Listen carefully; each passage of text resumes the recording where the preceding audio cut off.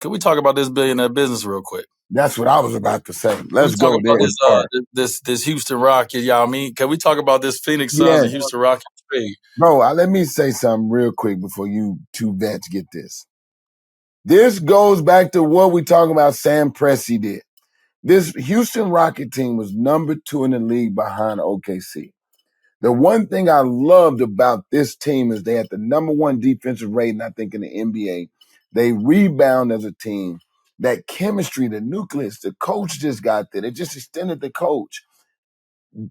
Other player, why would, man, what we doing, man? Saying, Chris, you saying you didn't like the trade? Is that what I I'm did getting? not like the trade. I'm talking front office. I ain't talking players. I'm talking from a front office standpoint. I did not like the trade because you just broke up a young team that was doing what we want you to do and build a culture in Houston. Houston have had a culture since I came in Drexler. So now you finally put together a nucleus that can work together to trade away a young player that's a super athlete, super scorer, and a defensive player that you got under contract for 2 years. From a front office standpoint, it don't make sense because they got a draft pick and they could pick up a draft pick and they could have said, let's run it back with these young guys that was second in the West. My take on that, I get what you're saying. My take is Dylan Brooks, you could find somebody. Jalen Green, generational talent as far as athleticism and being able to, create space and jump over you and make shots. Inconsistent, takes a lot of tough shots, also is a tough shot maker. But you got the young kid from Villanova, Cam. You got the kid from LSU, Eaton. And then you got the Thompson twins. I would rather develop those guys and get them in a spot where they can play with Şengün. Because the face of that team is Şengün. You need guys around him that's going to be able to make shots, play hard, and be two-way players and be playable. So I feel like now adding Kevin Durant in there, now you're getting a scorer, a guy that stretches the floor and that's consistent. So I thought the trade it was done for Phoenix because you had all them young dudes I just named, and you got none of them. You just went and got another 2 guards. So you got Bradley Beal, Devin Booker, Jalen Green, and whoever else. They all 2 guards. It's the same shit that was just going on with Kevin Durant. Right. So you got smaller, and you still got the same problem, in my opinion. I think that's how I kind of looked at it. D, what you think? That's great points. I mean, I'm gonna go with the Phoenix Suns. I'm gonna go with how I looked at Phoenix. I looked at Phoenix being in a tough spot, right? With obviously having Devin Booker, Kevin Durant, and Bradley Beal. They went for it in the way that they could, right? The new owner came in and he was like, I'm ready to make a splash. And his splash was Kevin Durant.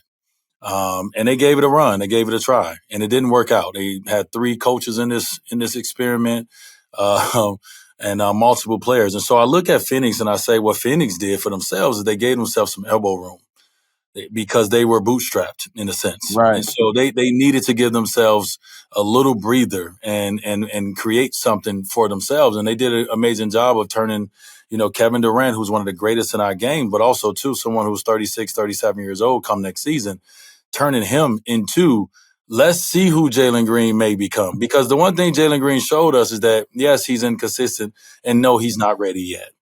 But also, too, he also showed us that he understands that, and he put the onus on himself to say, the lights were bright.